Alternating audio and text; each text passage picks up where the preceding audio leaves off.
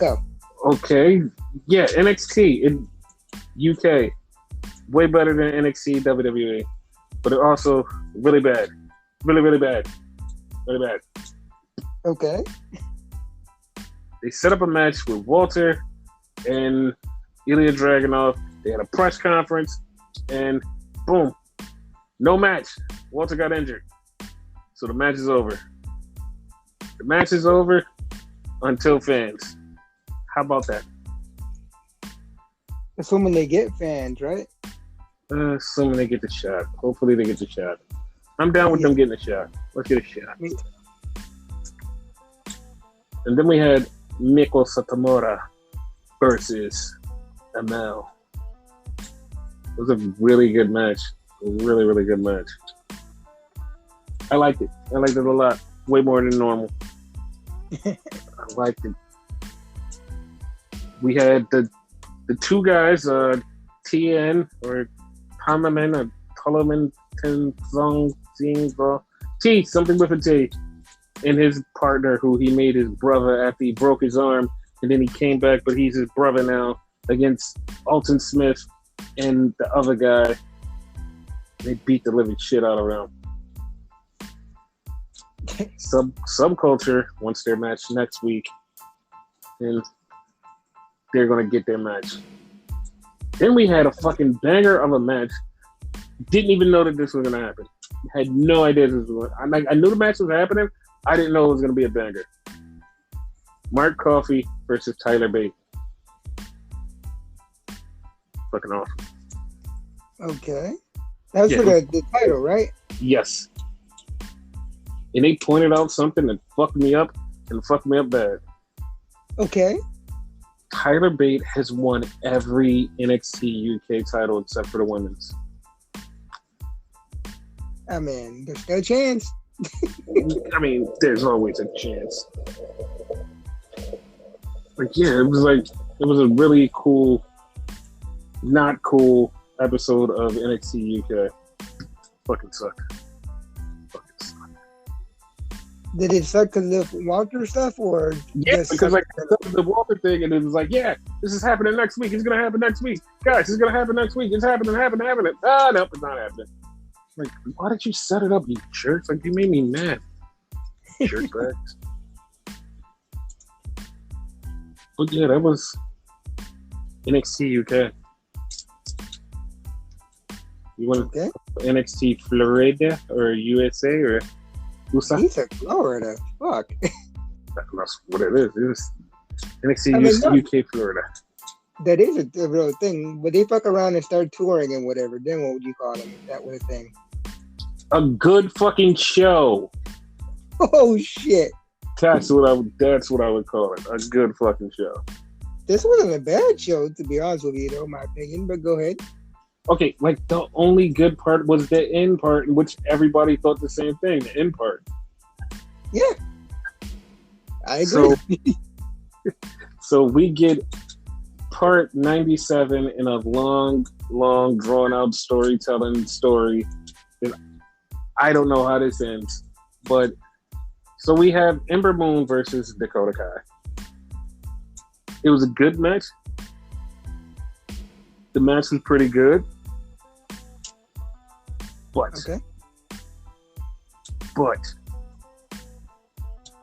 Dakota Kai won again. And after the match,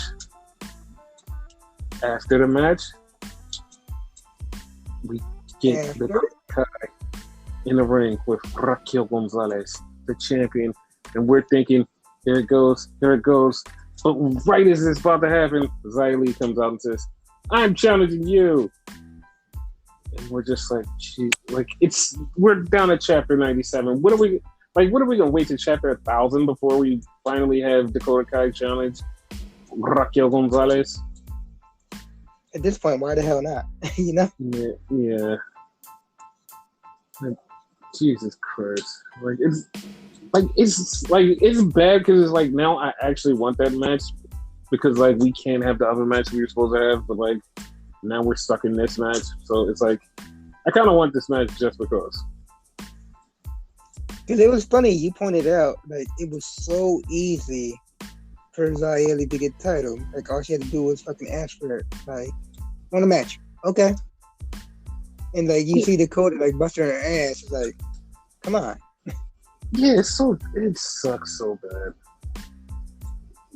Then we see the Diamond Line. They talk about, hey, we're gonna beat up Bob Fish. And then we get a package for Iki Manjiro. But I'm gonna save that to his match. But yeah. Then we get Cameron Grimes and L.A. Knight, their little butler and non-butler thing. And soon as it started, Renegade points out to me, was like, dude, wasn't Cameron Grimes broke? I'm like, yeah, what does that have to do with anything? So, because he's broke, he's going to enjoy everything that he's going to make him do. I was like, oh, okay. And he did. Like it didn't make sense at first, right? It did make sense. It did. When you said it, he did exactly that. He did exactly that. He enjoyed every fucking thing he was doing. It was so hilarious. So then we had Bob Fish versus Tyler Rex, or what is his name? I forgot his name. Tyler Russ. Tyler Russ. Now, okay, all right. Bob Fish is supposed to be trying to get to Roderick Strong, right? Yes, correct. Yes, no, yes. I assume so. That's what it feels like. So he meets Tyler Russ, gets destroyed by Tyler Russ, and then he's about to get jumped by the Diamond Line, but gets saved by the man lost in time. Not a Loomis. It is Kushida. Kushida's here to save Bob Fish. Kushida. Yes, so Kushida came just in time to save him. So next week is going to be Kushida and Bob Fish versus two of the Diamond Line. Who? Don't know who. Why? Don't know why. Yes. We get a training montage with Killian Cross, and he's standing there, and Joe says, yo, listen to the rules. He's not paying him no attention. Joe kicks the heavy bag. It's like, listen, bitch, these are the rules. You better follow them. And Cross is angry. Cross wants to fight. Cross is a bitch. Cross like, I'm gonna get him. I'm gonna get him one day. I don't know when. I don't know how. I know he's a referee, but I'm gonna get him. And then we get the way they're coming in, and Beth Phoenix stops Indy, and she's like, so what happened? And Indy's like, nothing. You were too scared to do anything. And Beth is like, sometimes you have to make things happen. Aww. So, because Toni Storm is no longer in the building, we have to have Saray take on somebody else, which is Gigi Dolan. I mean, Gigi Dolan is very nice. Very nice. She's just a level under Toni Storm. In the ring, she's also kind of good, but she's like 19 levels under Toni Storm. She just needs a little bit more training. Okay. So Saray beat her, but during that match, we had a shock of the night. A shocker that shocked everything. That was so shocking that it left everybody guessing and everybody trying to figure out why this happened, what was going on, what made this thing happen. Because the Golden Goddess herself, Mandy Rose, shows up in NXT. What is she doing here? Why is she here? And will we ever hear Mandy again? I hope so. I actually hope so. Yes. And in a few seconds, I'll explain exactly what's going on. The funny part, like, I didn't expect that, though. For some odd reason, she looked different to me. But continue. Yeah, like, nobody expected her to show up, but, like, it was so random. So next, speaking of random, we had Santos Escobar versus Dexter Lumis. Now, Dexter did some creepy shit where he went under the ring and like pulled Santos Escobar under the ring, and like they kept doing some crazy stuff. But it's just weird. Like this match had nothing to do with nothing, but it wound up being a good match. And Santos Escobar beat Dexter Lumis. Beat him 1-2-3 with the Phantom Driver. Pinned him. And it was so weird because El Gato del Fantasma was leaving. And as they're leaving, Hero shows up for some godforsaken reason. And they're all just beefing with each other. I don't even know if Santos has beef with Swerve or like whatever, but I feel like it's going to be a 6-man. Yeah, like that's definitely where somebody is going. Like I'm leading to War Games, but that's like far from now. I want to say. Could be wrong. No, that's far from there. And then we had a sit-down interview with Kyle O'Reilly, and like it didn't bother me because I know that he was going to say this, but it was like, okay, you could have gave more to the story. And he goes, I'm not done with Adam Cole. Baby. Duh. I was like, duh? Like, you both have 1-1. Like, the fuck? The fuck? But yeah, that happened. Then we have the sweetest thing ever. We come back from commercial break and they say, let's show you what happened after the Dexter Lumis match. And Indy Hartwell comes down. Dexter Lumis is laying on that apron like she was last week when he picked her up. And Renegade says, dude, wouldn't it be funny if she picked him up and walked away with him? And she did until she fell. And she fell. Was fucking hilarious. I think, like, I said it and didn't expect it to actually happen. No, it was gonna happen. It happened. And then she was on top of him, about to give him a kiss. And then her mom came and said, hey, no kissing before marriage. Oh, man. She scared the fuck out of her, though. Yes.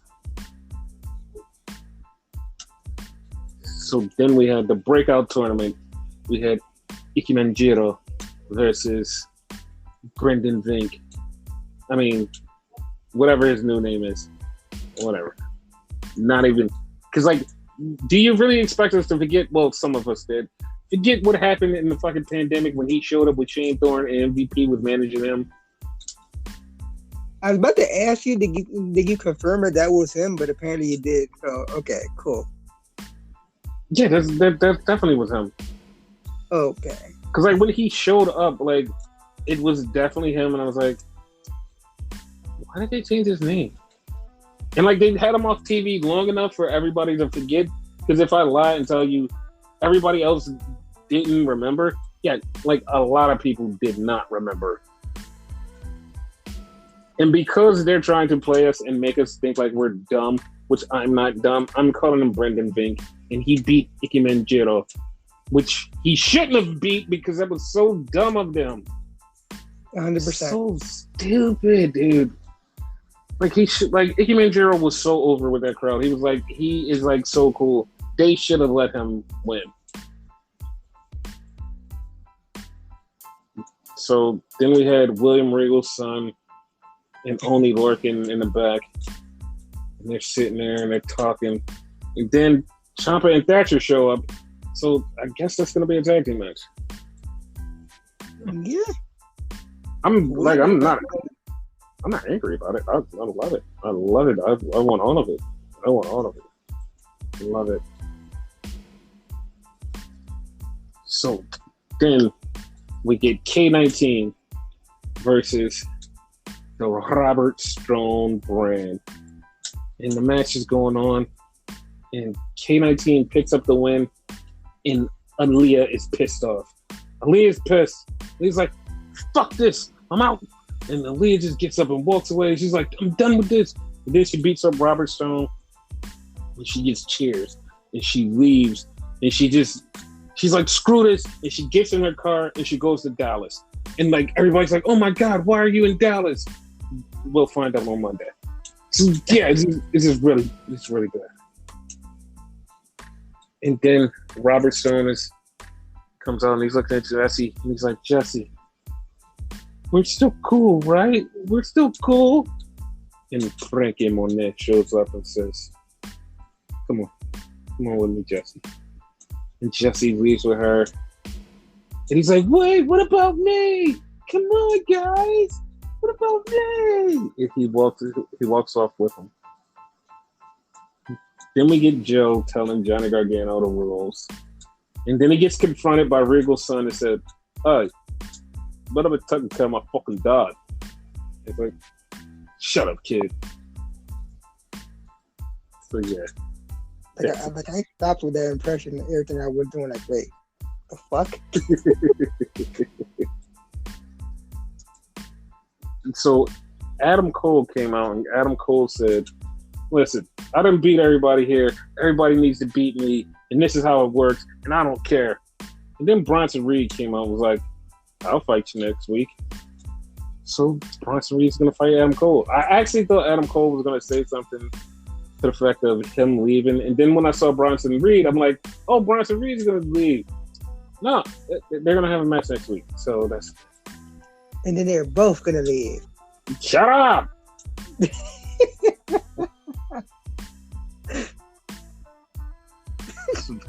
So then Joe comes out, and Joe's in the ring getting ready for his match. Adam Cole's looking at him like, ah! And he's like, ah. So then we get the Robert Stone Baron with Frankie Monet. And Frankie Monet's like, no more Robert Stone, just the brand. And then Mandy Rose walks up and says, well, maybe I could be part of that brand. Or maybe not. And then she just leaves. Don't know why. I have no idea why. Like, it seems like she's going to join them, right? Yep. So then we had the main event.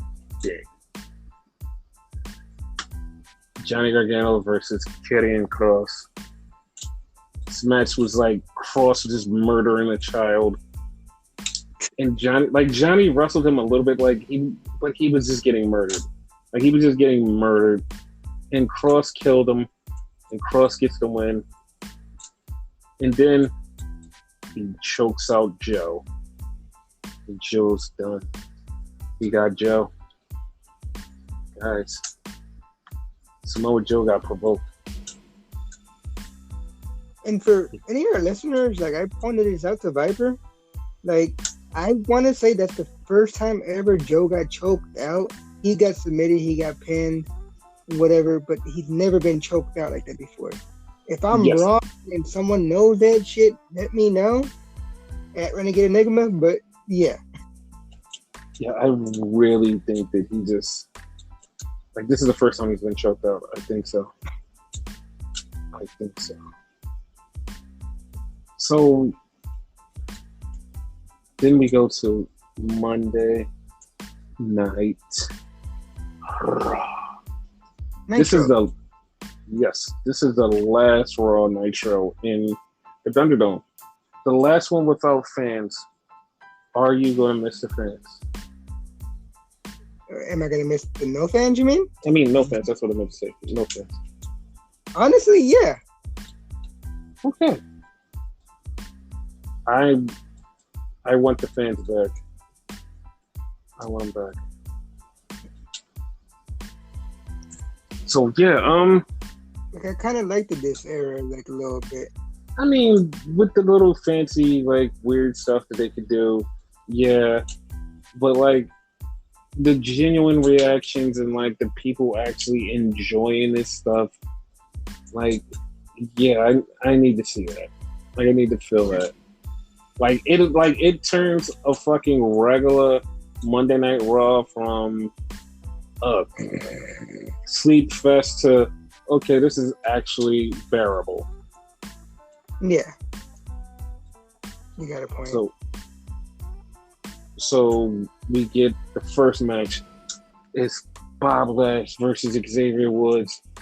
And they're having a match Bob Lash literally slips up, and Xavier Woods rolls him up and gets the pin. And Bob Lash is so angry. He's so pissed off, and he just walks off. MVP's out there. MVP's like, yo, talk to me. He just left. He left. And Bob Lash was gone, and it's like, oh my God, what the hell is, what's next for Bob? Like, what is Bob going to do next? Like, who's next for Bob? Like, why? Why is this happening? Like, he just lost Xavier Woods.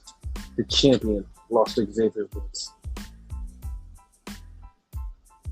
Xavier, all he wants is fucking King of the Ring out of this. So. Tranquilo, Xavier. You'll get what you want. So they interview MVP. It's like, MVP, what's happening? I don't know. Well, do you know anything? No. So then we get Jinder Mahooty and Jinder Mahooty's friends. Jinder pulls up in his new bike and he has Drew's sword. He's like, hey Drew, I got your sword. And my friends are here and I got a bike. I'm cool.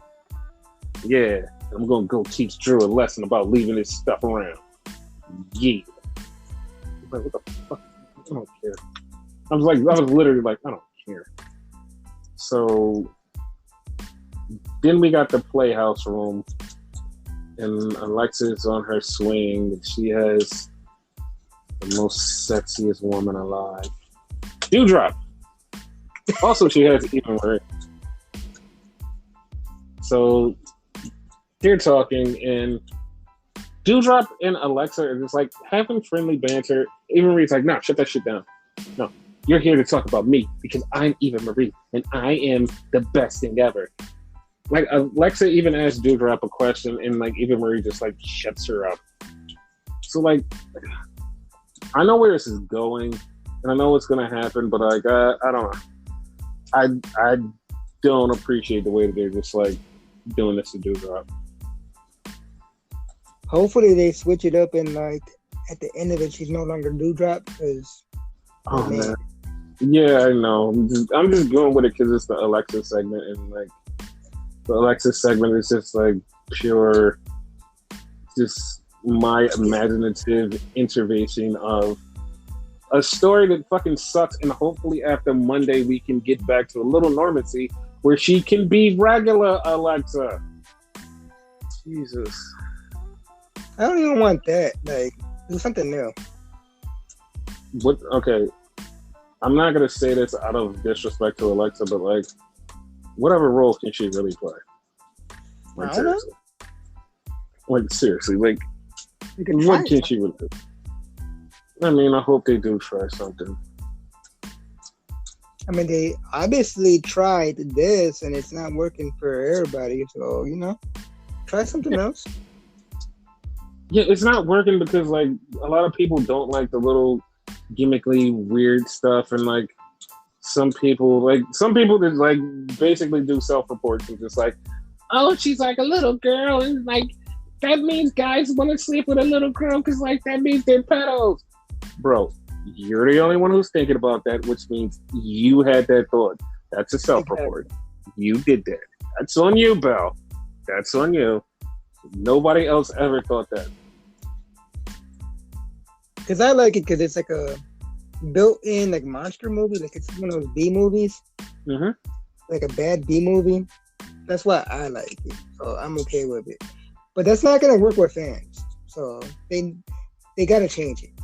Like, as much as I like it, they have to. And you know the thing that I like about it? What? Nothing?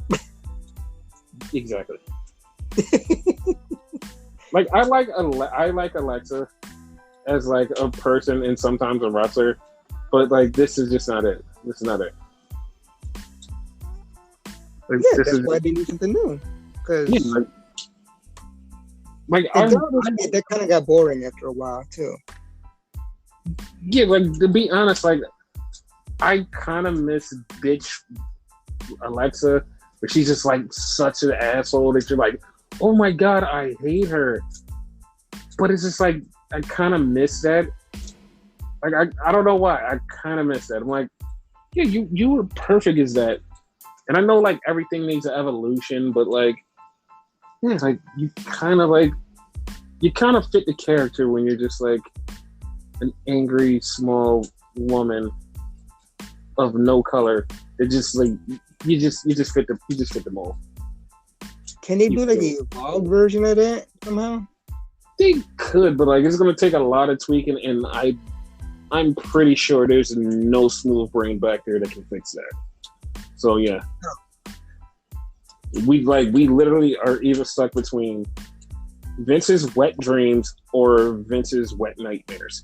We're stuck between that. There's no in between. You can't fix it. Either way, it's wet. Yeah, either way it's wet, and it's like okay, dude. Like we all don't think the same way you do, but like obviously you never went outside. Okay, cool, whatever. So then we have a Jinder Mahudi schedule, like interview with him and his two guys, and they have Drew's sword, and they're like, Drew, we got your sword. And Drew pops up on the video screen, and Jinder literally goes, where are you? He's on the goddamn video screen. What do you mean? Fucking idiot. Like he did that, I put my hands up like, I'm done. Yes. And then, the best part of this is he breaks Drew's sword, and then Drew goes, you think that I would leave the real thing laying around? You never bring the real thing with you. Here's my real sword. You just said... like, it's so dumb. Like, you just told him you never bring the real thing. Then you just like, here's the real thing. I just put my hand on my face. I was like, this is so dumb. So dumb. And then they destroyed Jinder Mahudi's bike. And they didn't even destroy it the best way. They just destroyed all the aesthetics of it. Not even the good part of the bike. And it was just like, okay. And the parts that were like easily fixed. Yeah, it's like it's not even gonna cost them a lot of money. Like, what the fuck was that?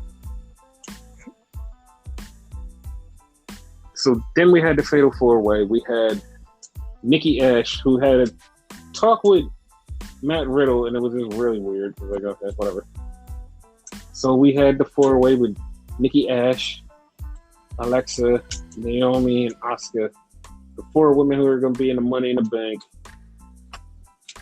And during the match, Alexa gets attacked by Doudrop for some reason, because Alexa was going to kill Eva Marie. So yeah, that's the thing. It's really weird. Like, I want to know what does she have over Doudrop, because there has to be something. It has to be. So then Nikki Ash wins and celebrates. So that's the thing. We get the Viking Raiders doing a Drew McEntry thing where they're literally just doing a fucking storytelling about being a Viking and being back in the day and Viking days and loving Viking crap. And it's like, all right, dude, just stop with your stories. Like, please stop. No more stories. Like, after Monday, no more stories, please. Not one. I don't want to hear it. Not from Drew, not from the Vikings. No one. Please just stop. At least not like that. Like, what the fuck? Yeah. Then we get was it Ivar or Eric? Ivar. Ivar. Yeah. Ivar versus AJ Styles. And we find out that at the pay-per-view it's gonna be AJ and Almost versus Ivar and Eric. So Ivar fighting AJ Styles. He flips on him and somehow he pins him. Then we get Eric versus Almost, and Almost beats him. It's like, oh, okay, well, that's the thing. Then we get a Money in the Bank commercial, and Sheamus attacks Humberto Carrillo, and Damian Priest comes up to him and says, "Hey, are you all right?" No, he's dead. He was too. So it's supposed to be a match between Sheamus and Humberto. And Humberto still comes out there and dies horribly, and gets pinned. And then Damian Priest is like, "Hey, stop killing the dead man." because I'm going to take your title. Okay. So then we get Ricochet in the back, and Morrison and Miz are there. They're like, hey, we're going to beat you today because Morrison's going to beat you and it's going to be over. And Matt Riddle's right there. Matt Riddle's like, they're not going to let that happen, bro. So then we have a Falls Count Anywhere match between Ricochet and Morrison, and they literally tried everything to kill themselves. Like, I'm not even going to lie, this was kind of an okay match. And then we had Miz turn into a turtle and Matt Riddle mock him. Because Miz is in a wheelchair, and Matt Riddle set the wheelchair back, so Miz was on his back and he couldn't get up, and Matt Riddle laid next to him and pretended to be a turtle. So it's like, oh, okay. That's... Me as a disabled person, I felt kind of offended, and not for the fact that they did that, right?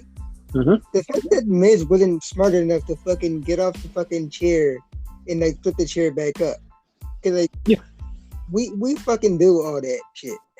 You think he's the first person in a wheelchair to be flipped over that way? Yeah, no, because obviously none of them have ever been in a wheelchair, so they don't know how this works. Yeah. Like, I wasn't like offended by what happened. I was offended by his stupidity.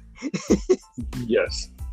So Morrison finally beats Ricochet, and then we get an anomaly. We get a time variant because we get Tamina and Natty, and they're beefing with Mandy and Dana over the tag titles. Again, still. But because in this timeline, Dana doesn't exist, so this is the variant of Dana, and this is why this happened. I mean, Mandy. This is the variant of Mandy, so it doesn't exist. So that means the tag title match must not be happening because you can't have it if she's not in the timeline anymore. So since she's out of the timeline in the negative zone, that just leaves Dana by herself. So now that's very confusing, and I don't know what to say about that. And it's just, I'm lost. It's so confusing. Yeah, because I thought that was going to lead into a tag team title match. It should have. It should have.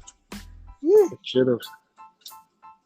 So then we have Rhea Ripley versus Natalya. And Natalya wrestled like Rhea pretty good, but of course we know she wasn't going to beat her. Obviously. And then right after the match, after Rhea gets the win, she gets attacked by Charlotte. So, like, okay, Rhea gets attacked by Charlotte, and Sunday she's going to face Charlotte. So I wonder what's going to happen at SummerSlam. Third person's going to get in the match, and it becomes a three-way. Or it could just be a one-on-one. I mean, it's going to be such a hot day. There's no way. They wouldn't have Rhea just have a match that we've seen like a million times, variation of the match. Like, it would just have to, like, it would literally just have to be somebody just like, they would just have to like pull somebody out of time or something. Like, I don't know. We would have to have like, I don't know, some kind of variant or something. I don't know. We have to have something. Like, I don't know. Somebody would have to come around. And like, they usually don't come around. I don't know. What, like, I don't know. I don't know. So let's move on to MILF show. I mean, why did I say MILF? What did I even bring up a MILF? Anyway, moving on. The rest of the show, stuff happens. stuff does happen. And it's just like they talk to Charlotte, and Charlotte's like, "Hey man, listen, fuck this shit. I'm gonna beat her ass. He's like, oh, okay, whatever. Then we have Bob Lash, show up with MVP, PVM, and they're talking, and Bob is pissed. He's pissed. Bob's so pissed he almost had a Booker T moment. Pissed. Oh, yeah, he did. Pissed. And it was so funny because like a lot of people didn't catch it, but the people who know they caught it was like, oh, he almost did it. Almost did it. He caught himself. And surprisingly, he said something that nobody was expecting. You know what he said? What did he say? He said bullshit.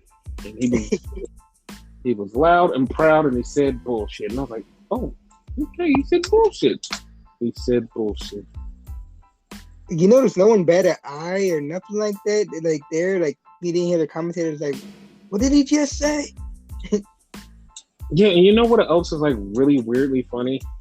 Like what? Even the fan base, like the weird fan base, or even the WWE fan base, nobody batted an eye. No one was like, oh my god, he said bullshit. Like nobody made a big deal out of it. No one said anything. Everybody was like, yo, since this was the last show in the Thunderdome, he should have tore up the Thunderdome. I'm like, yeah, that should have happened. That's true. But yeah, that was Monday Night Raw. So yeah. It is a show. So after Kofi, who's next?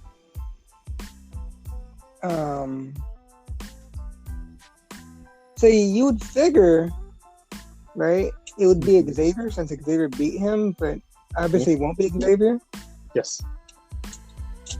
So like I legit can't think of who. Maybe feud with the Money in the Bank winner for a minute, assuming that a Raw guy wins. Yeah, but I don't think that's who's next. Okay. Because like it's SummerSlam, he has to have an opponent that is so massive and so great that it just would be like the biggest thing ever. It would be the biggest thing ever. Like, bro, it would have to be. Like, it would have to be Bob Lash versus who? Who's next?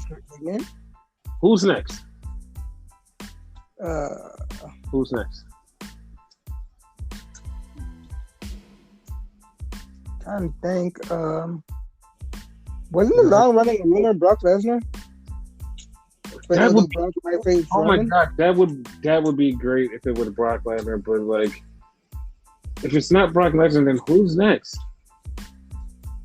John Cena? John Cena's tied up with Roman Reigns, so who's next?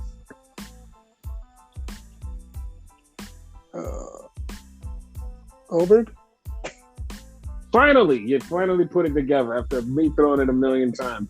Like even the listeners are like, bro, he said who's next like 80 times. He's trying to throw you the head. And you didn't get it.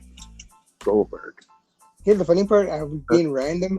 Like I really wasn't gonna thinking Goldberg. I just said it to say it. Yeah, I said who's like I've dropped the who's next line like a billion times. Like when I dropped the MILF line alluding to Becky, which if some smooth brain fans didn't get, it was alluding to Becky. That's why I said the MILF line. That one I got. Okay. That one I got. But this one came out of left field. And like, okay, so everything is set in stone because I know that this was already rumored like a while ago. It was like rumor. This is happening, rumor. And like this was before the Goldberg rumor. So it was like, okay. I mean, not the Goldberg, the Brock Lesnar rumor. This was before that. And it was like, yeah, Goldberg versus Bob. And I'm like, okay. I hope not. And then the Brock Lesnar rumor started hitting up. And it was like, Goldberg. I'm like, okay, I'm not happy with this. But a little bit of me is like, is it a misdirect? Is this a misdirect? because Goldberg wrestled earlier this year. Is this a smokescreen? Is this a fatal smokescreen that everybody jumped on, latched on, they threw it out there, was like, he's next? Because like this is why I'm super skeptical. Because everybody knows they're coming home, they're doing that, blah blah blah blah blah. Why the fuck did you put out Brock Lesnar's first Titantron randomly on TV? It's like, bam. Like, not on TV, on social media. They posted it, was like, bam, this is it. Right here. Bam. It's like, what the fuck are you doing? That was really random. That was really random. They did the Fiend one too, and everybody's like, oh, they did the Fiend one too. It's like, bro, they're getting back on the road. You really think that the Fiend is not going to show up anytime soon? Like, all of this is literally just like lining up for everything. Like they even put a Becky tweet out, was like, yeah, wouldn't you guys love to see Becky? It's like, bro, like we know that all of these people are showing up. We don't know exactly when the timeline is. I know that all of this is happening. It is going to be some fucking crazy shit happening in the next couple of weeks. Like, the timeline is broken. Things are fucking happening. Like, everything is out of sorts. Like, come on. Like, we gotta, it's here. It's here. It's here. It's time. It's happening. It's time. It's time.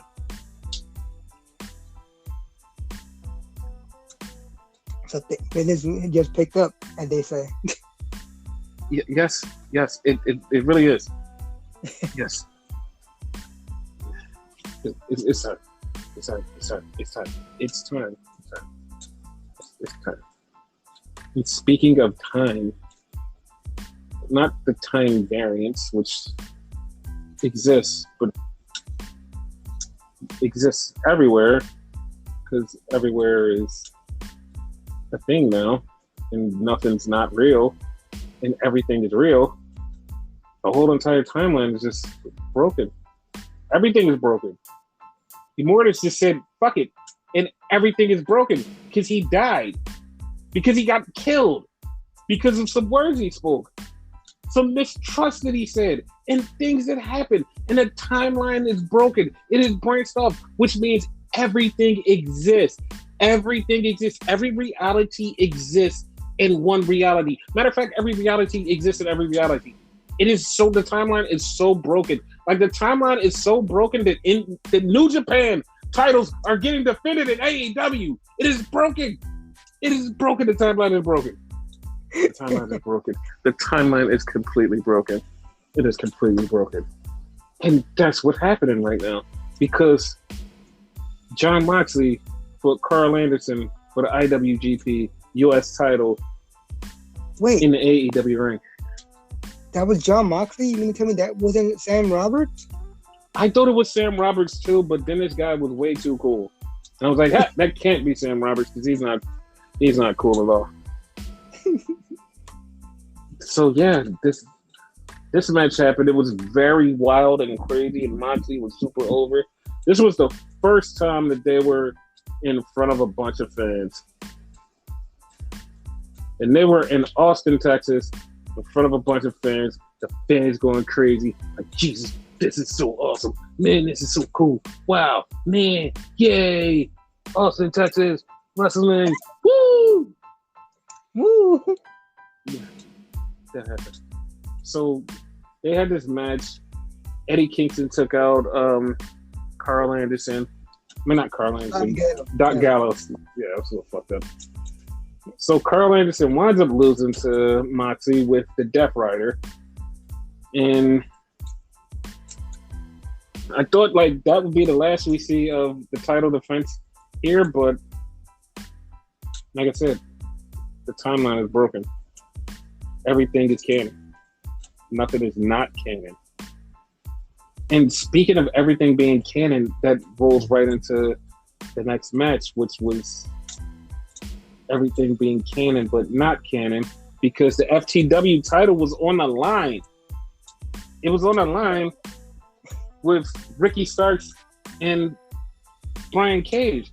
But before that happened, the Murder Hawk Monster acknowledged something that didn't happen in its timeline and said, Moxley, I'm going to beat you and we're gonna have a rematch from Wrestle Kingdom for the IWGP US title, which it's not on this timeline. This doesn't make sense.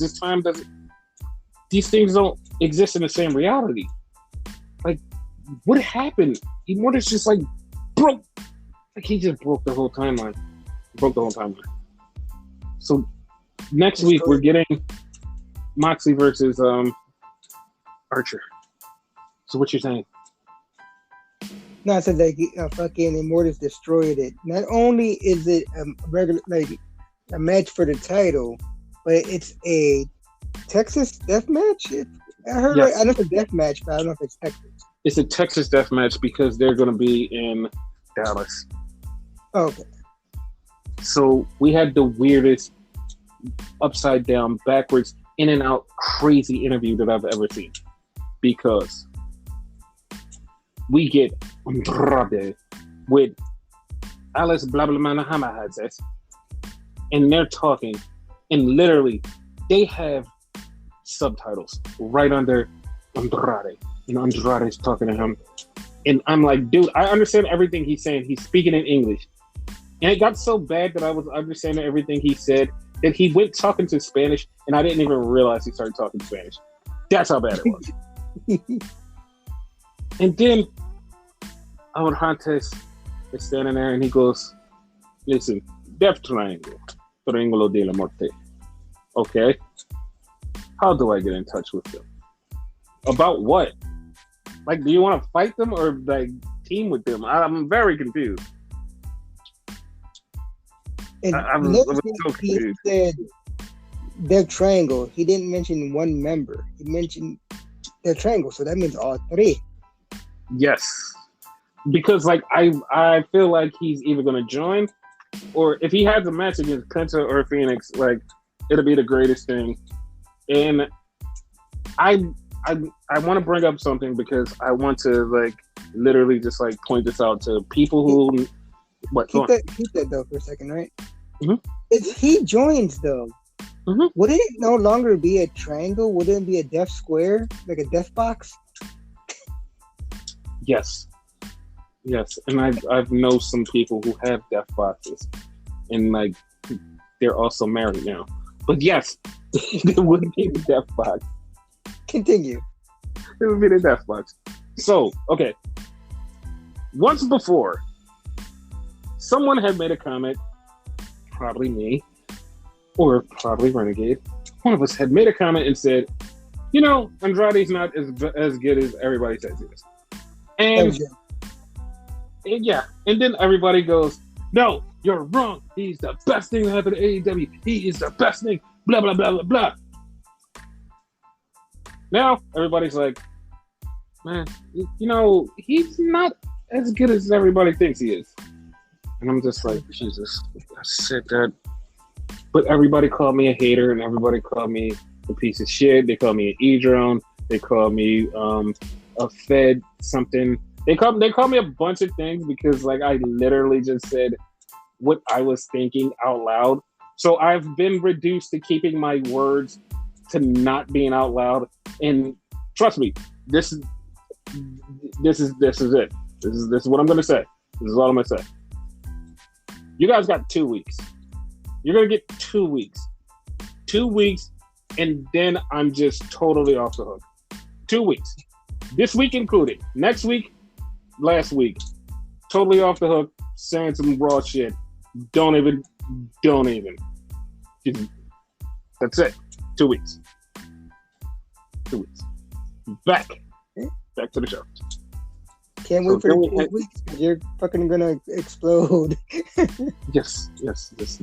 I'm just gonna tear into everything. So we had this match between Ricky Starks and Brian Cage. It was a match. I'm not gonna say it was a good match. I'm gonna say it's a bad match. It was a match. And Renegade goes, Once again, me. But dude, it is definitely you. Like, most of these things are you. Like, you said, and I'm like, yes, I told you, I'm going to call you out on the podcast as much as possible. But yeah. Because I just say shit fucking around and then it happens. Yes. Renegade just goes, dude, What if Powerhouse Hobbs and them turn on Brian Cage? And like, Ricky Starks goes to grab the title, and they take the title.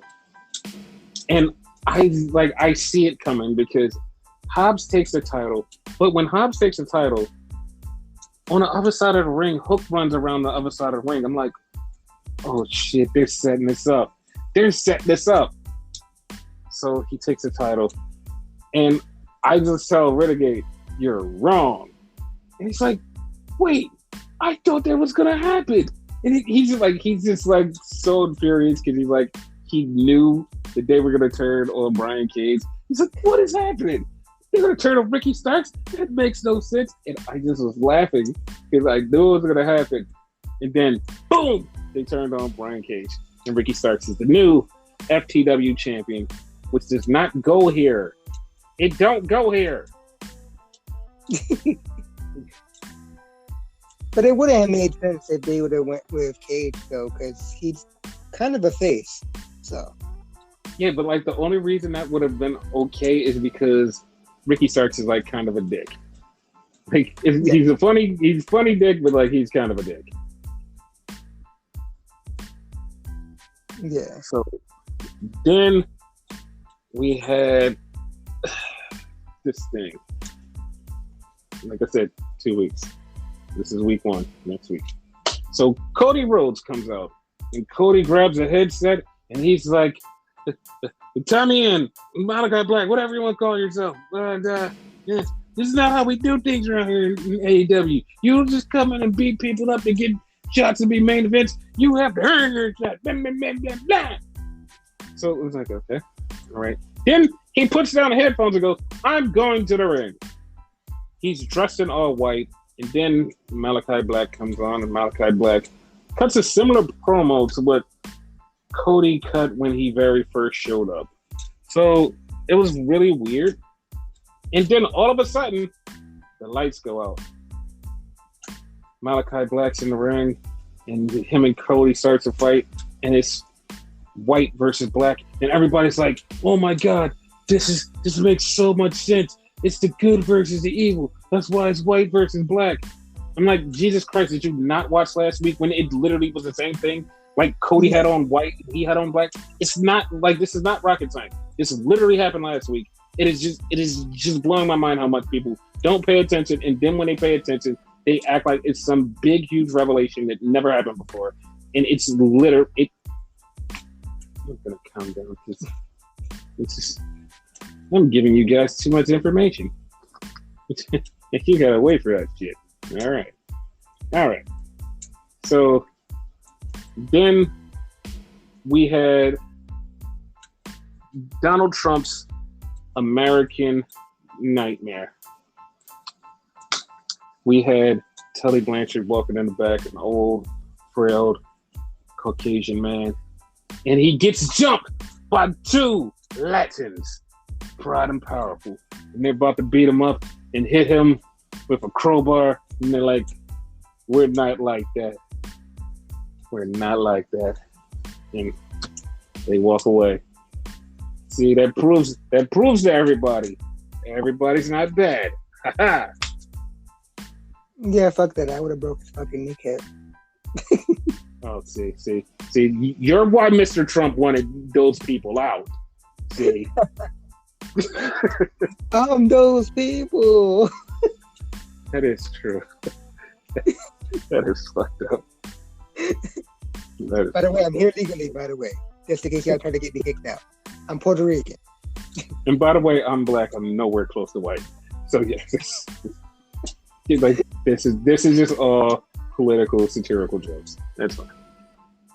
Yeah, like you can't cancel us for that.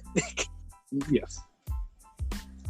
So then we had the promo, and like I've said, people have wrote manifestos, people have wrote shit, people have wrote things, people have said things in podcasts, people have had interviews, people have had all of these things, and people have always neglected this one little point that we have continuously point out on the podcast about this one person and this one program that we have been totally pointing out, that we kept pointing every week. We kept saying it. And here is where we get our big revelation, and everybody literally goes, holy shit, you guys were right. So we get Hangman coming out. And Hangman is talking to Tony, and Hangman goes, I want the title. He's like, I've been running from it and I want the title. And I know everybody that listens to the podcast is just like, you never said that he was going to just beat it. You just wait for it. He goes, I want the title. And I'm laughing because I know exactly what's happening. I'm like, this is funny. Because he's ready and he's like, I want the title. And then Kenny and the Elite come out. And the Elite are just like extreme jackasses where like I literally just throw stuff against the wall, knives, forks, just like any blade and like physical objects like to break stuff. And I know you're like, hey, that means they're getting the job done. No, they're beyond getting the job done, and that's not cool. So yeah, they come out and they start talking shit to him, and Kenny's about to attack him, and then the Dark Order shows up. The Dark Order saves Hangman. So they're all out there, and Hangman goes, you know what? Why don't we have a 5-on-5? My guys against you. And if we win, I get the title shot, and they get the tag title shot. And Renegade goes, which tag team? I was like, oh shit, that's right. It's like 9 of them. Because it's fucking Grayson and Uno. Uh-huh. It's Silvers and Reynolds. Uh-huh. And it's 5 and 10. Exactly. So we don't know. So Don talks to Kenny, and Don says, all right, we're doing this elimination. And if you lose your title shot, and they lose their title shot. But then Kenny gets in the ring. And Kenny gets right up to him. Him and Kenny are face to face. And Kenny goes, you know. And Kenny goes, you're scared. And Hangman's face just slowly starts to change. He goes, you're scared. He's like, you're scared of letting them down. You're scared of letting yourself down. Do you really want to do this? He's like, you know that you got fear in your heart. And you see Hangman's face change to like, fuck, I don't know if I can do this. And Kenny just points out how scared he is and how much he's afraid to let down everybody and tell them how bad of a wrestler he is and he's not their hope. And I'm just like, bro, that's exactly my story. Like, I've been saying this for months. I've been saying this for so long. People have just like been like, not happening. It's just all I've been saying. And they did it exactly the way you called it, too. Yes. And then something that actually tripped me out and tripped Renegade out, too. Because Kenny leaves, and he's like, yeah, you're not going to accept the challenge. And Hangman grabs the mic and goes, there's one thing about the Dark Order. We don't turn down a challenge. It's like, wait, what? Wait, what? What is Dark Order? That's so fucked up. Like, we? Yes, he's like, we. It was like, wait, what? Like, we the Dark Order? The fuck? Oh, it's so bad. But now he's accepting the Dark Order. No, but like, also, like, within that whole thing, Uno was kind of upset, like, yo, chill. Like, because he's kind of taking the lead or whatever. That's going to be cool. So, is Uno like the leader when -1's not there? Because -1 yes. is actually there. Yes, he's the representative of the Dark Order. Okay, that's the proper thing. Okay, gotcha. Yes. So then we get a fucking thing with Chris Jericho, and he's talking, and he gets jammed right in the throat by Shawn Spears. then gets beat up by Sean Spears and MJF, and they're saying we're gonna put you in the Widow's Belt or whatever the hell crap they're having. Whatever. Okay. So then we get a SmackDown match leading up to a TLC match. Oh no, this is not a SmackDown match. Oh, this is Matt Hardy versus Christian. And they've been wrestling for 27 years. 27 years against each other since the fucking No Mercy ladder match with Terry. Jesus Christ, this has been so long. So long. So long. AEW got stuck with the lemons. I'm sorry. Yes, they did. They really did. They did. And Christian won, then the Hardy family compound, like sex traffickers, all came out and they all got beat up by the Jurassic Insiders. And then they all ran off and we're all waiting for Christian to just like fuck over Jungle Boy. That's it. But did you notice Jungle Boy seemed kind of upset at Christian too? Like his face, like he was kind of like mean mugging him? Yes. Yes, because he's like, dude, just stop. Just stop fucking with them and just like move on. Like this is all it is. So okay. Then we get Jesus' favorite Arab, Rusev. Rusev shows up. And Rusev is talking about, hey, I'm here.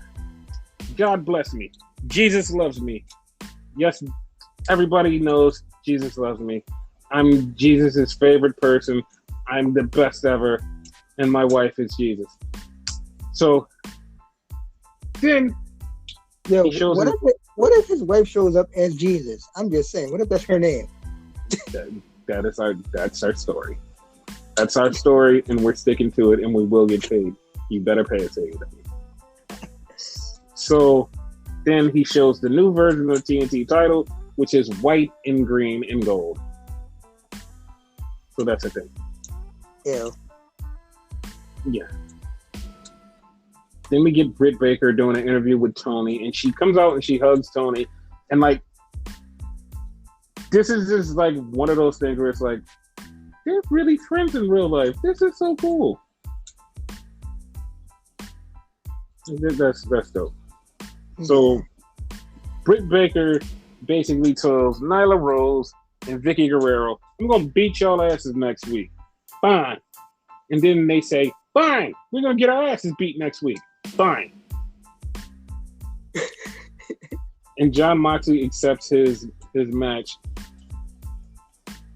And the thing is, like, Britt Baker was like super over with the crowd. Like, she was super over. Oh yeah, that's right, guys. The crowds are back. Like, the timeline is so broken that the crowds are back and the pandemic is over. Yeah, how about that? Nobody's happy about that? Oh man, this is how the crowds come back.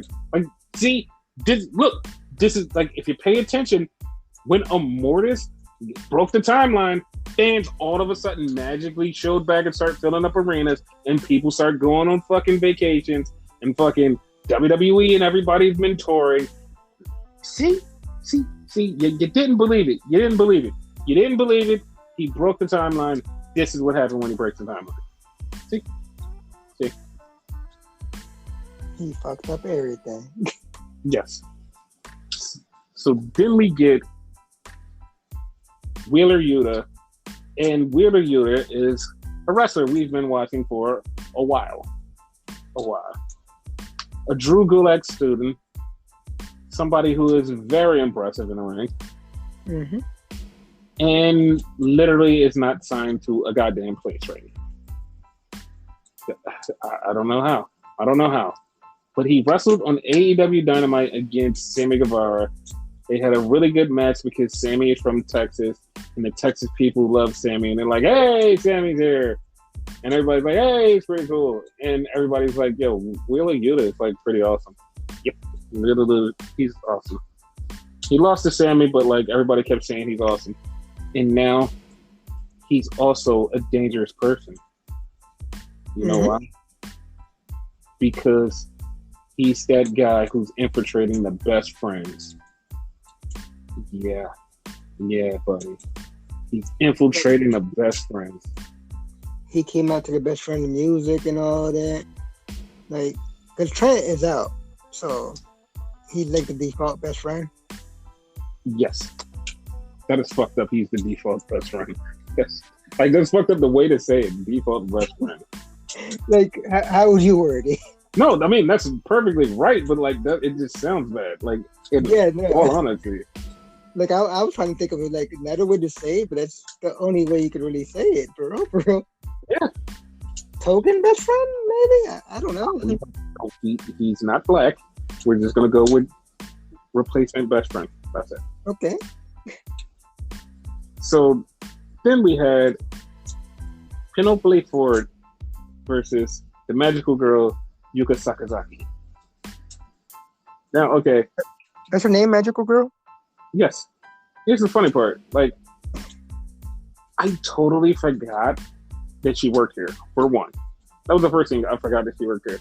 And two, I forgot how awesome she is. She's, like, super awesome. And, like, she was doing shit that the crowd was like, oh, my God, I can't believe you did that. And I was like, oh, my God, don't you remember the last time you saw her? And I'm like, I didn't remember the last time I saw her. So I can't, I can't even say that. But, yeah, she put on a hell of a show against Penelope Ford, and I would not be surprised if she had like a fucking match against Britt Baker soon for the title. Yeah, I'm all for it because she's gonna beat Nyla Rose. So yeah, of course, Britt's definitely beating Nyla Rose. Like, I don't know who she's gonna lose the title to, but like she's definitely beating Nyla Rose. Yeah. So then we had the main event, the coffin match. All Ego, Ethan Page versus Darby Allin.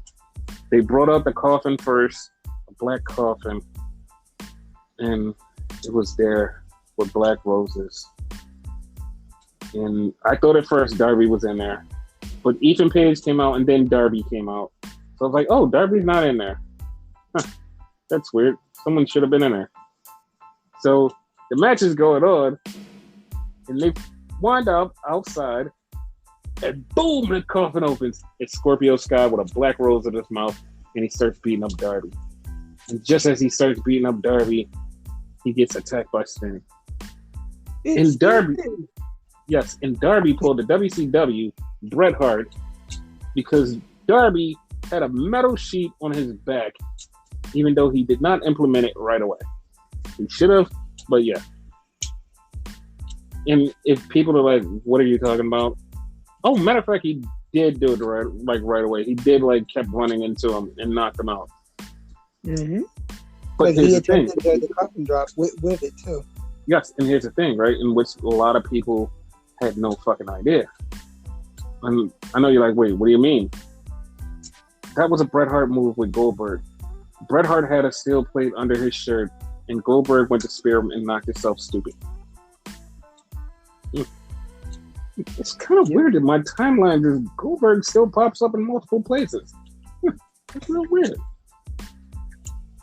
But moving on. No, moving on. So Sting helped out Darby, and Darby kept doing some really weird, crazy shit.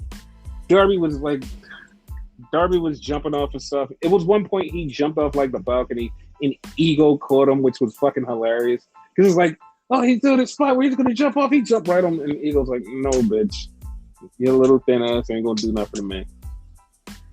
So Darby jumped on the fucking steps. It's it was so everything was so crazy. He got the Eagle's edge on the steps. Darby was really trying to kill himself. Darby really tried. Darby wound up winning. He won. And Ego did this funny thing where he took off the bottom turnbuckle, hooked it around Darby's collar, and Darby tried to run, and he yanked it back. Yeah, gotcha, bitch. It was really funny. Fucking chain. Yes. So Darby put Ego in. He put him in a casket, and I said, no, I just kept saying no. Please, no. God, no. For the love of God, no. Darby, no. And Renegade was like, what? I was like, don't do it. And Darby's like getting the whole crowd into it. Darby's got him in there. And Darby keeps looking. He's like, no, Darby. No, don't do it. Don't do it. Darby does the coffin drop into the coffin with Ego in it. And it's just like, dude, he's going to die. He's going to die. Like, he's going to die. Like, it's so bad. Darby's going to kill himself. He's going to die. It's so bad. Like, I don't want this guy to die. I want him to be healthy. But he's going to die. He's going, like, he can't keep doing this, dude. Like, he can't keep getting away with it. Like, he can't. One day, he's going to fuck himself up like throwbacks. Like, he ain't coming back from that shit. Yeah. He can't keep getting away with it. He's going to die. He's gone. Gone. Jesus.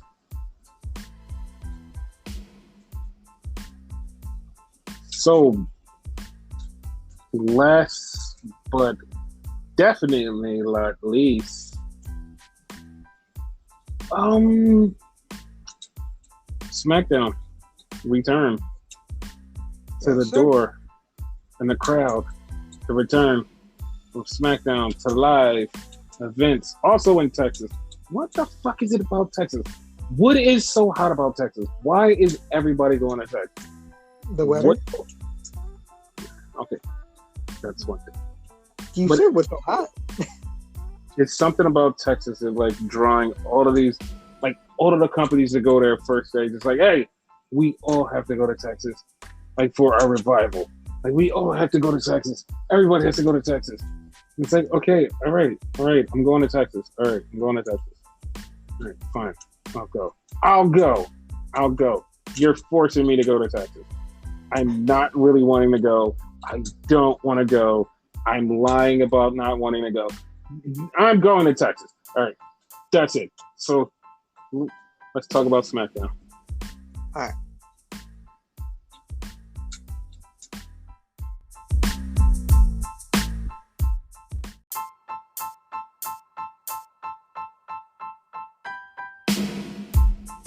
So SmackDown. How did you feel? It felt good, in the words of Booker T. Yeah, the multiverse is out of balance, and this is, you know, what was really funny, and like nobody caught this, but like it was fucking hilarious because it was funny. I know it's still a thing, but it's so fucking hilarious. So the show comes on, right? Mm-hmm. And they're doing a Titantron thingy. But in the Titantron, they have a virtual drone flying around. And it's like, what? Why? I peeped that. Yeah, it's like, so why? So we got the little, hey, we're back thingy, like a little video package, and everybody's sitting there, and it's like, okay. And then Vince's music hits. And he comes out and he said, where the hell you been? Like, what? I don't know. I don't know where we've been, Vince. And then he takes a bow and then just walks the fuck off. It's like, literally, that's all you wanted to say? That's all? That's all you wanted to say? Normally people get pissed off, but he got a pop. Yeah. And then I don't even know how to put this in like literal real words. I'm not even joking, and you think that I'm joking, and I'm just like trying to do some cap or some bullshit. I don't know how to put this in real words because Roman's music hits. Roman comes out. He has a little smile on his face. He's like, yeah, the fans are back. But the way it was shot and the way it was where everybody was just like putting out cameras, taking pictures and like just going crazy, and him just standing there with his shirt off, just looking like he just looked like a fucking star. Like he looked like a mega fucking star. And it's just so weird. It's like, okay, we know that he's a star, but this like was one of the times where it was like he looked like a true star. It's just like, oh my god, 100%. It's like when he became the star, it was during the pandemic, so you couldn't really gauge it. Now we know 100% know. Like we knew, but now we know. And it was so bad. He just gave off this aura of like just, I'm Roman and I'm a superstar. It just was this weird ass aura. It was like, dude, what the fuck? I was just like, he had something. Like he had something, and everybody noticed it. So he came to the ring. His what? Go on. I was gonna say. By the way, the Usos were there. That's not even a joke. Like that literally was a thing. Like, by the way, we're here. No, I was just about to say that. So then they show the Usos, and then Rey Mysterio comes out with Dominic, and I didn't even realize this until like they said something was like, "This is Dominic's first time in front of a crowd." I'm like, what the fuck? What the fuck do you mean? And then I realized he hasn't wrestled in front of a crowd. Yeah. And they got a pop, but then Edge came out, and Edge got a huge pop. It was like, okay. All right. They went into the 6-man, and Dominic started doing some moves, and it's like, okay, Dominic's really good. Like, he's really good, and he has potential to be something. I don't know if it's going to be a star, but something. But yeah, like, that's pretty dope. They just need to let him wrestle more. That's not on him. That's on them. Yeah. But yeah, so the Usos and Roman won. And they beat up Rey. Wait, no, Rey Mysterio won. That's right, Rey won. No, you were right. The Usos won because they cheated. I swear Rey cheated. No. Okay. So the Usos won. The Usos won. It was a bunch of attack after the match. Roman Superman punch Edge. Then he gets the chair. He's going to do the same thing he did to Edge. But he's so damn big and strong. He bent the bar that he was supposed to have straightened to choke out to choke out Edge. And then he gets speared and gets choked out by Edge. So that's the thing. They ain't tapped out. That's one thing. I didn't see that. My monitor went out. So then Kayla interviews him backstage. He's talking about he's going to have to go to this dark place to beat Roman. And all of a sudden, we just hear this laughter. Man. So Seth Rollins just laughing his ass off. And Seth tells him he's going to cash in on him. So he hopes he wins the Money in the Bank. I'll get you, Batman. That's exactly what it was. So then we had Sami Zayn come out and say, hey, I was screwed. And he said, now you people can tell everybody that I was screwed. And now that you can tell everybody I was screwed, you're here to help me, right? You're going to help me, right? And everybody's like, nope. He's like, I'm not leaving this until, something happens. And something did happen. Something from the podcast. Yeah, something from the podcast from months ago. If you guys are listeners who have been listening, I predicted this months ago. And Finn Balor showed up. Yeah. How do you feel about it? Relieved? Because when you was telling me it, like, I remembered you said Finn was coming back. I didn't think he was coming back for this segment because the way you, describing it, yeah, that's gonna get stuff. I'm thinking like a giant, like Taker or something, like not exactly Taker, but someone big like that to fuck him up. So that's why. It was just the same. So for his sake, I'm glad it was Finn. Plus, it's good to see Finn on SmackDown. I'm glad it wasn't Raw, like I said when we first discussed it. Yes. So yeah, they're stacking the decks on SmackDown on Friday Night SmackDown. So then we get a rematch of a match that we had last week. That's going to lead into another match. So we get Tamina and Natalia versus Shotzi and Nox. And it's the rematch because it's like, hey, you guys were mystery opponents. You beat us, but if you beat us this time, you get a title match. So the match is going on. But on commentary is Zelina Vega and Liv Morgan. They're both arguing back and forth, and they're very entertaining in their argument. Yeah.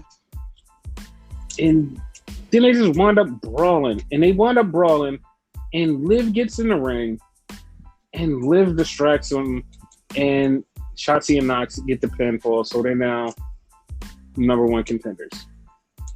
One thing I did want to point out, which is going to come into play eventually when, like, once the fans get, like, integrated, like, fully.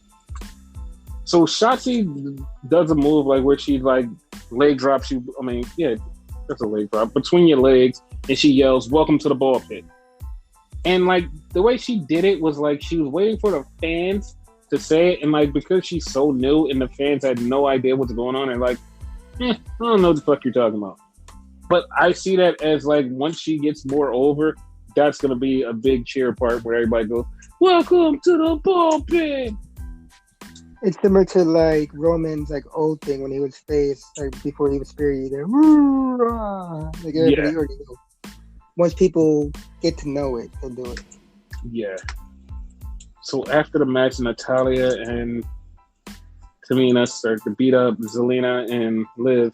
But Liv beats everybody else. And Liv stands there victorious. And Liv had a huge, and I mean huge pop.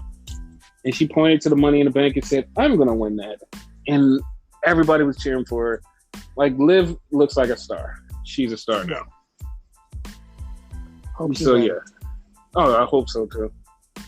I hope so. I'm all down for it. So, yeah, that was a thing. Then we have the women's title match. Bianca versus Carmella. It was a pretty good match.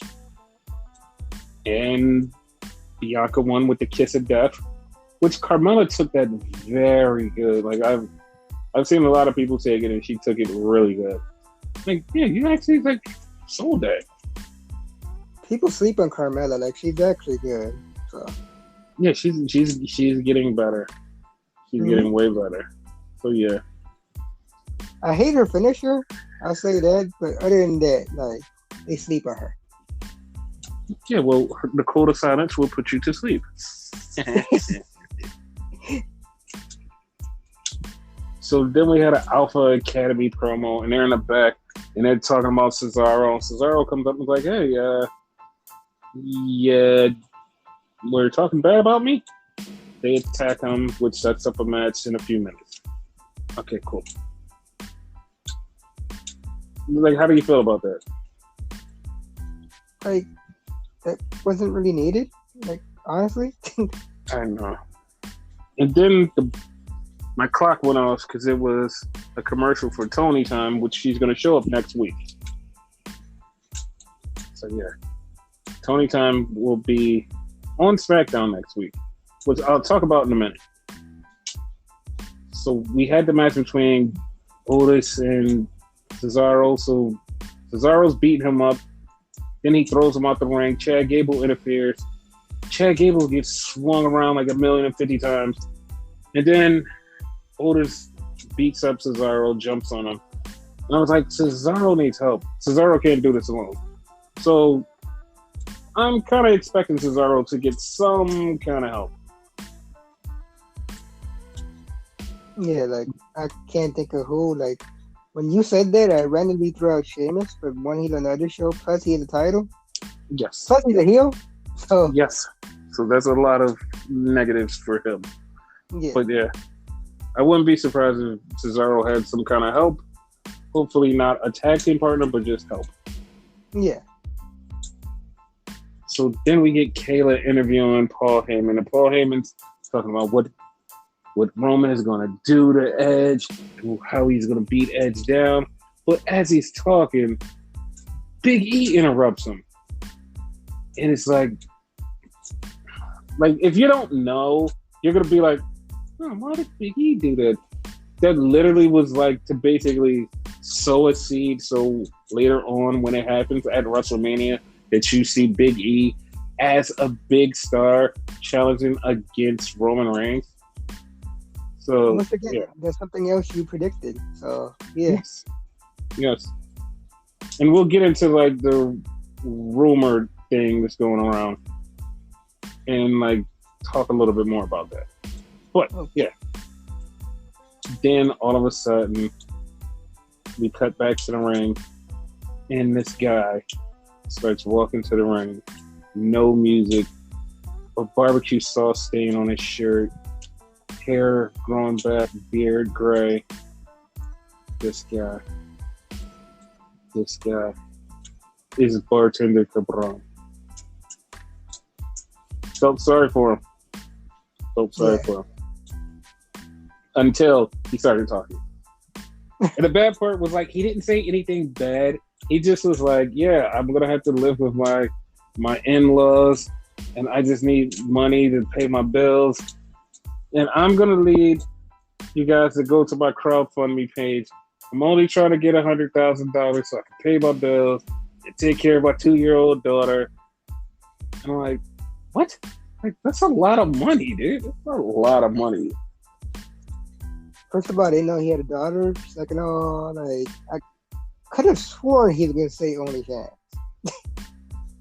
Yeah, I would have rather the OnlyFans. Thank God he didn't say Cameo or like something else where like everybody would have been mad and like WWE said they can't do that, now they're gonna do it. Yeah, I'm glad he didn't do that. Or I'm gonna open up a Twitch, play video games, and then you can support me there. Yay! Yeah, like I'm glad he didn't do that. I'm glad. So as he's talking, Kevin Owens comes out, hits him with the stunner. And then Kevin is like excited. Kevin is like, okay. Then Big E comes out, gets a huge pop. Shinsuke Nakamura comes out, gets a huge pop. Then Seth Rollins comes out and get a huge pop. It's like everybody was getting huge pops because it was like the main event. It was pretty damn awesome. The match started out with everybody in the ring. Seth Rollins like, no. And he goes to get out the ring and gets speared through the ropes by Big E and almost busts his head. Well, he did bust his head. And then everybody else jumps on each other. The match gets going. Everything's crazy. Kevin Owens jumps off of something on somebody. It just gets really bad. And it ends with Big E getting curb stomped by Seth Rollins on the ladder.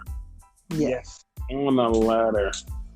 It was a really good 4-way. But yeah, and then Seth climbed up the ladder, grabbed the briefcase, and I really was like, wow, fans are back. This felt like a whole different show. Show. And next week is going to be a whole different kind of show. Because it's going to be a SmackDown from two totally different places. Two completely different places. It's going to be in Cleveland, is going to be half of SmackDown, and then the other half is going to be in Miami at Rolling Loud, which is a concert. And that's really big for WWE to be hooked up with Rolling Loud, because Rolling Loud is a big concert. Yeah. And it's like a big deal. I have a prediction / spoiler, but yeah. I think somebody is going to show up at the Rolling Loud part and make a challenge for a certain title. And that somebody would be right on time to do that. Okay. And I wouldn't be surprised if there was more time-related things at Rolling Loud. because Rolling Loud is a concert. I mean, I'm not even sure who's on the bill for Rolling Loud right now, so it could be rock or rap or whoever. And, like I said, it would be time for somebody to show up there. So that's one prediction. And like next week is going to be a lot of start towards the next thing. Like the next thing that like a lot of people can't see, but it's perfectly fine. That's what we're talking about. So, let's run down the Money in the Bank card because that's on Sunday. Or do you want to do the Slammiversary first and then Money in the Bank? Let's do Slammiversary because it's on Saturday. Slammiversary first? Okay. Yes. So, okay. So they just announced a intergender tag team match, mixed tag, I guess you could call it. It is Brian Myers with Tennille Dashwood, and they're feuding with Matt Cardona, and he's supposed to have a mystery partner. A, who do you think the mystery partner is going to be? B, who do you think is going to win this? A, you tell them about the promo that what is his name did. I forgot his goddamn name. What is his goddamn name? No, it didn't have to do with this match. It had to do with the other one. See, that's where. Okay. No. I'm not going to say that's where you're wrong. Okay. This is where everything literally gets timey-wimey, wibbly-wobbly. Because I do know one female who is supposed to be showing up there who's already under contract with another company. And because there was some talking and like lovingly saying words and stuff happening, she will probably more than likely show up there. So that's the thing. Okay. And that person is Kylie Ray. Okay. Yeah, Kylie Ray will show up in one of those places. If she shows up in that match, I wouldn't be surprised. Like, I wouldn't like it. She kind of would fit, but like kind of wouldn't. But it would be a surprise. It would be a surprise. So like, Kylie Ray could even fit in either one of these two mystery spots, but like, it would be fine. But because I know how Impact thinks and I know how stuff works and stuff feels, I feel like it's going to be somebody from WWE who used to be in WWE who is currently fired. And that's the thing. Yeah, because the thing that everybody in here has in common so far is that they were used to be in WWE. Matt Cardona was Zack Ryder. Mm-hmm. Brian Myers was Kurt Hawkins. The Tennille Dashwood was Emma. Mm-hmm. Yeah. So yeah, like everything seems like a WWE synergy. So it would have to be somebody who just left WWE. Yeah. And whoever that is it could be Iconics. It could be, what is her name? Chelsea Green, but she's signed a Ring of Honor, so I don't know if they're just going to be like, hey, yeah, you could go wherever. Yeah. Like, you have no idea who it's going to be. It could be somebody, but I feel like it's going to be a former WWE person. So that's the thing. But I think that they're definitely going to get the win. Zack Ryder. No. I do too. Like, I'm thinking Mickie James. It could be Mickie James. No. It could be Mickie James. Yeah. But, okay, that's that match. Next match is Eddie Edwards. I was about to call him a W word. Eddie Edwards versus W. Morrissey. That's why, because the W threw me off. If I was them, I would try to build up W. Morrissey. So I would go with that one. Yeah. But like, yeah, I don't know how they think it, but I'm gonna go with W. Morrissey. I agree. So for the Knockouts Tag Team titles, you have Fire and Flavor, Kiera Hogan versus Havoc and Rosemary. Mm-hmm. Who you got? Since Fire and Flavor just got the tag titles back, I don't think they're going to take them right off of them. But it would make sense for Rosemary to win the tag titles. Yeah. But yeah, like I said, they just put the titles on her. So I don't think that they're going to be like, no, you guys got to lose the titles already. Like, if I'm not mistaken, this is like their second run, right? Yeah, this is their second run. So I'm like, yeah, I don't think it's going to happen. Yeah. So I'm going to go with Fire and Flavor. Yeah, I agree with you on that one. It's a fatal 4-way tag team title match. It's run it by design, and they do free bird rules there, so it could be any member. Versus Rich Swann and Willie Mack, followed by and they're not in it. Yeah, because TJP is like totally injured. Yeah, I don't know if it's an injury to bring in a new star or like it's an actual injury. Okay, because it's saying to be announced. I'm reading this up on Wikipedia right now. Yeah. So I don't know. The Good Brothers. I kind of wanted to be the Good Brothers.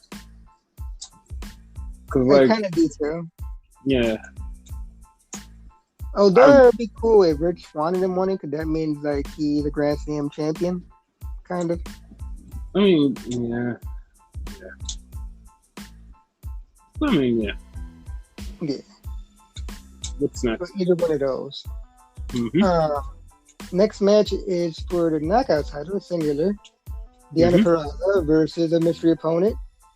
That's the other match that you talking about with the mystery giant. Yes.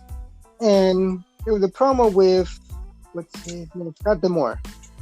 Mm-hmm. And Deonna Purrazzo was signing the contract. He was like, "You don't got to do this, because this is going to be a hot mess." Alluding to Chelsea Green. I forget her name here when she was here. Or it might be Iconic, referring to the Iconics. Or it might be Hardcore. In fact, Hardcore Country, Mickey James. So he's blue balling everybody, basically, with this.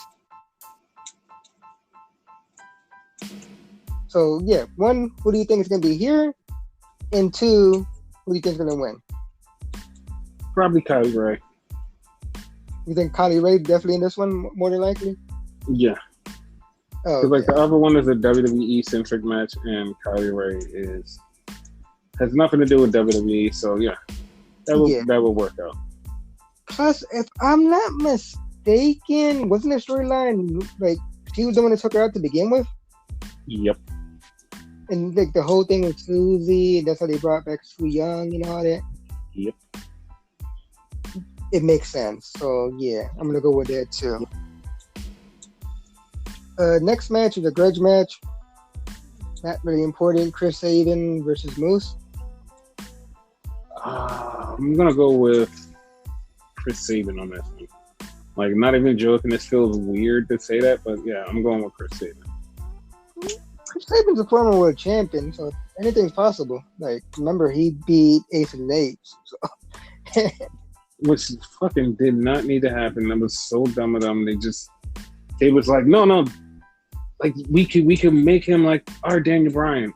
No. That's what I'm saying. Like, you saying it's weird, but I wouldn't put it past them. Yeah, no.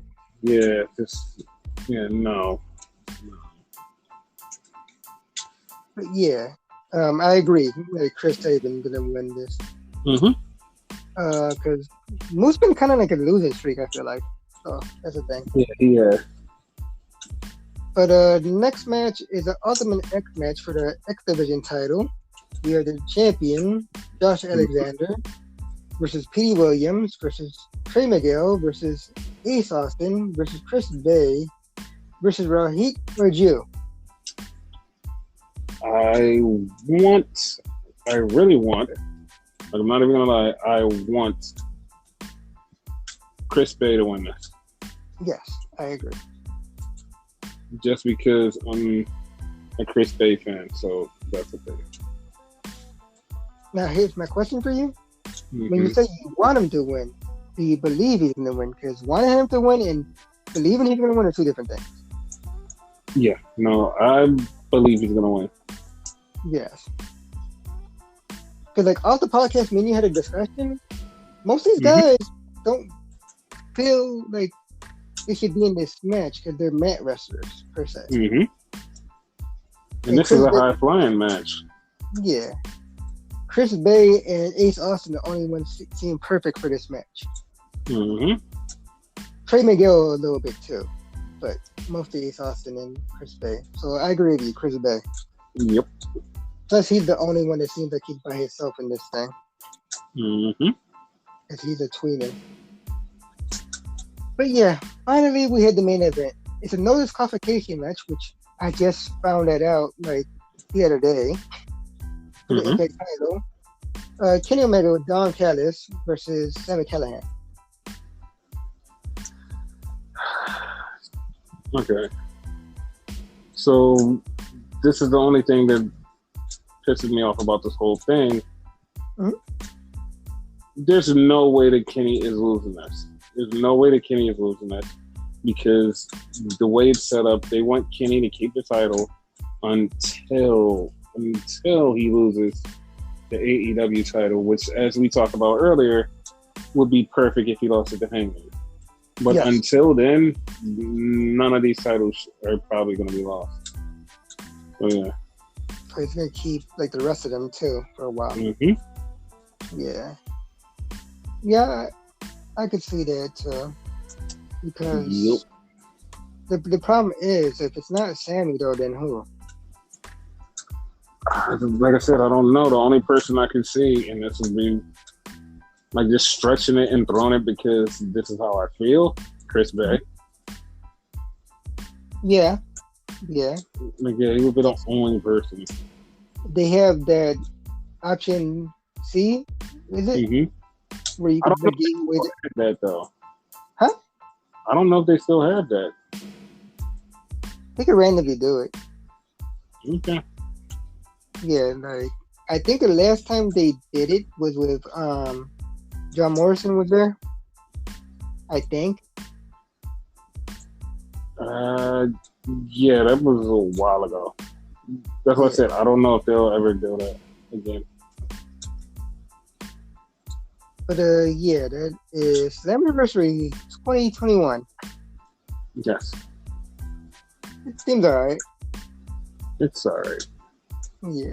Hopefully there's more surprises other than like these matches. Like oh no, there will be a million other surprises. Like there's definitely gonna be surprises all weekend. Cool. But yeah, let's do our Money in the Bank predictions if you want. Oh no, we were definitely gonna do that. Okay. So here's the thing, right? Mm-hmm. They just announced a tag team title match. Yes. Tag team title match. The Usos versus the Mysterios. Who do you think is going to win this? The Usos, just so like, you know, the whole Roman thing, be happy, like they're like a dominant force, all three of them. Mm-hmm. Yeah. So I don't know, because I know that it would get a lot of heat with the fans because they would be totally mad because of the whole Jimmy drinking thing. That thing. Yeah. So yeah. That's a good point. Mm-hmm.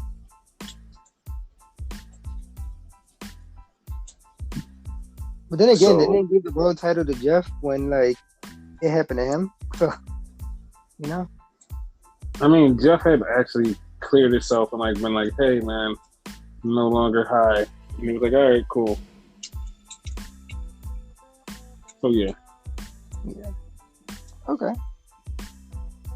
So then we have the women's title match: Charlotte versus Rhea Ripley. Who you got in that? Honestly, I'm throwing like my hands up on that one. Like I have no idea because they're both heel. They're both gonna cheat. Like they're on par. Like I don't see like I don't have a prediction. Like I don't see who could win this. Not at all. No prediction. Like honestly, no, I don't have a prediction. Jesus, I thought you would. And that's like a first for me in a while when it comes to that. Yeah. I'm going with Rhea just because Rhea versus the MILF would be very, very interesting. And the other one would not be as interesting as I would like it to. Yeah, true. Because they're kind of similar, like in like gimmick, a little bit. Yeah.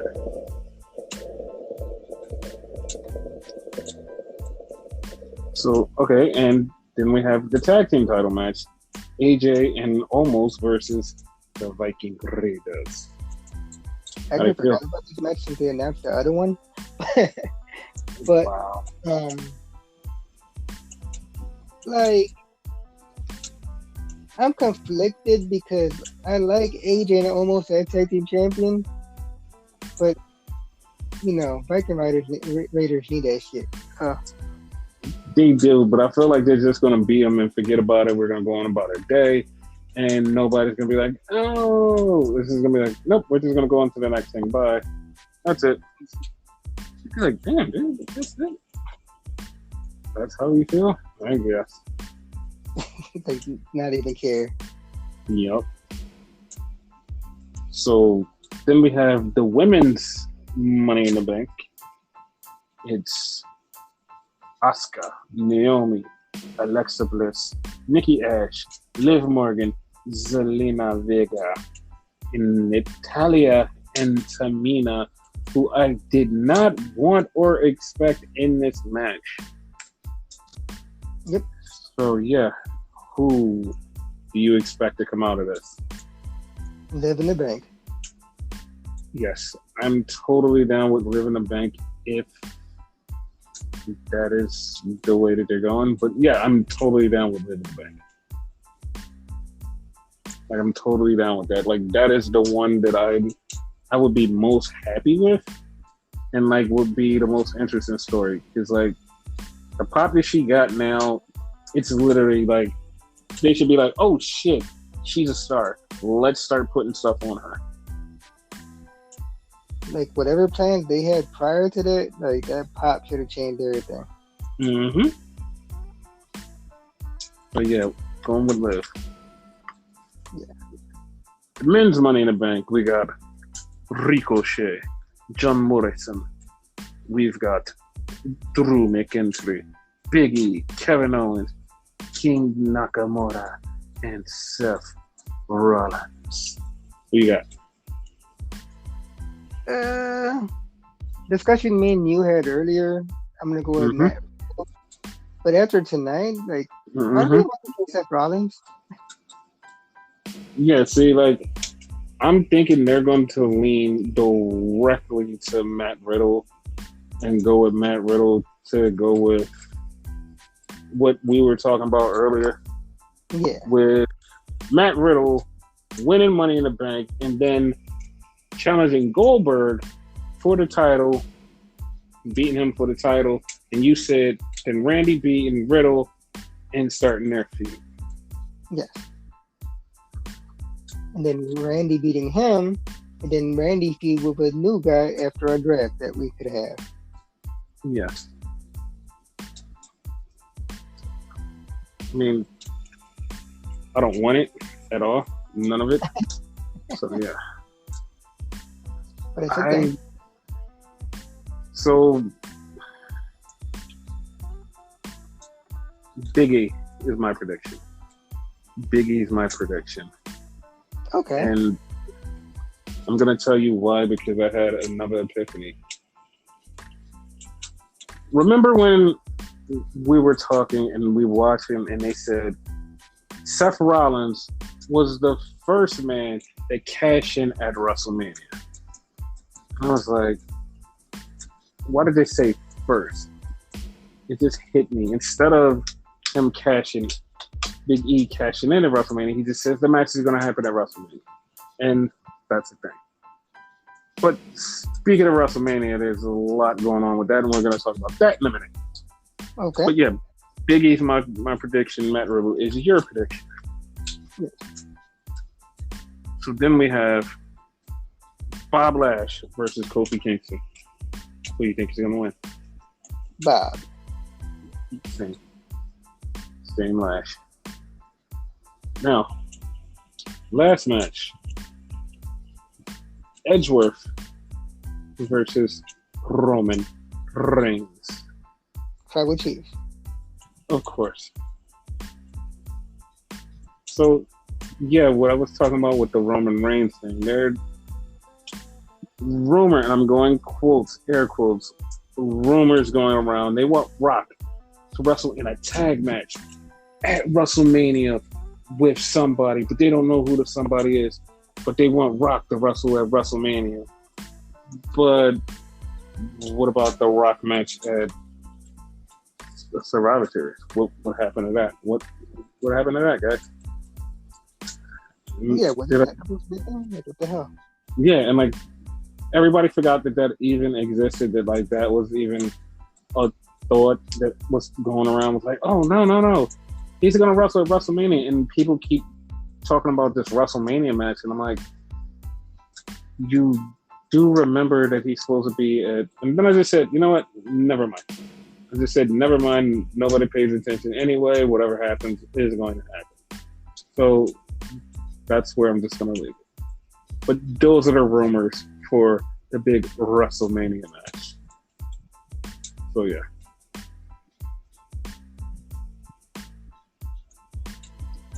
How do you feel about it? Depends who the tag team partner is, and depends who the opponent's gonna be. Because I assume one's Roman. So okay, no, because this would just go into your storyline, but it would just be like the most garbage storyline ever, and I would just no, it isn't like not even storyline, but match. That's what I meant to say. It was a garbage match because it would be Jay and Roman versus Jimmy and Rock. Because like that was your story, and like because it's Ohana, all about family. That's just like that just ain't gonna do it for me, Chief. I mean, the way I put it was like the Usos would be in their corner. Like I don't like the fact that they have to be like a tag team match. So yeah. Yeah, I'm being 100% honest. There's no way in hell no main event should be a tag team match with The Rock. Yeah. Like, if this is WrestleMania, you don't do a tag match with The Rock. You do that shit in Survivor Series or something. There's no way in hell you put WrestleMania, biggest night in the world, with The Rock. What are you going to do? Put Rock and Cena versus Roman and somebody? It still literally sucks. It fucking sucks, dude. Like, it just sucks. It's like, oh, we're going to stack it up with all the star power. And what? Like, this... Why? It's just a big dumb tag match just for people to get eyes on the show. This is why. Just fucking do a actual fucking match and people to be into it with stakes and they just be like, oh shit, like we can have a new champion. And like, just why? Like that's why this doesn't make sense to me. Like this doesn't make sense. None of this makes sense. And for all that, you might as well just not do it. We have to do it because that's what we're leading to, so we have to do it. But there's no reason to just be like, yeah. Like, I don't know, man. Like, like I said, this is just a rumor, by the way. This isn't confirmed or anything, but this is just a rumor. Yeah. So I'm just gonna just leave it at that.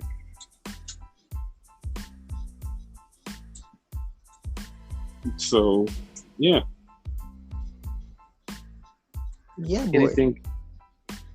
You love Pretty Deadly a lot. A whole lot. I like the catchphrase. Yeah, I see. You like it a whole lot. So, any other news?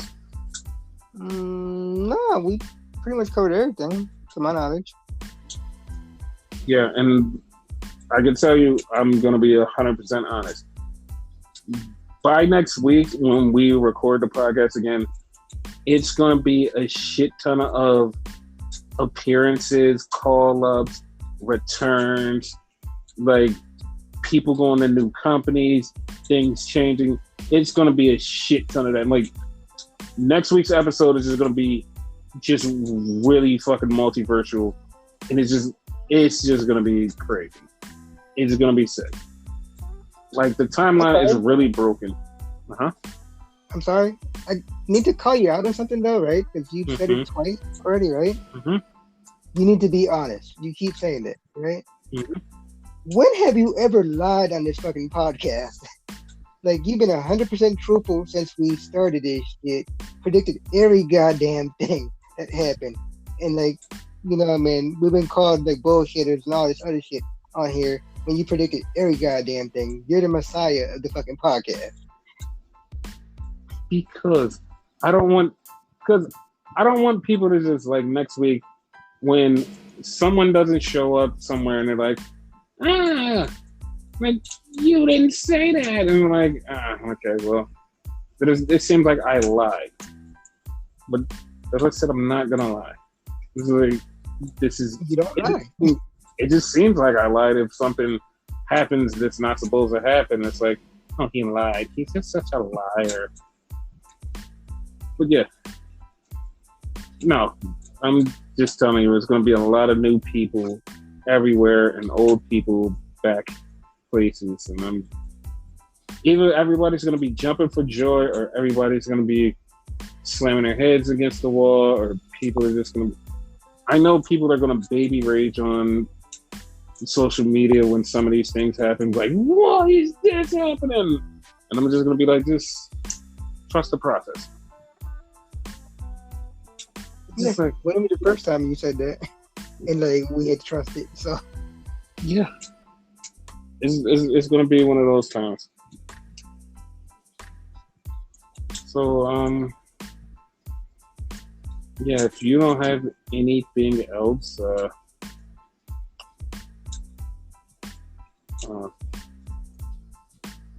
fuck that shit.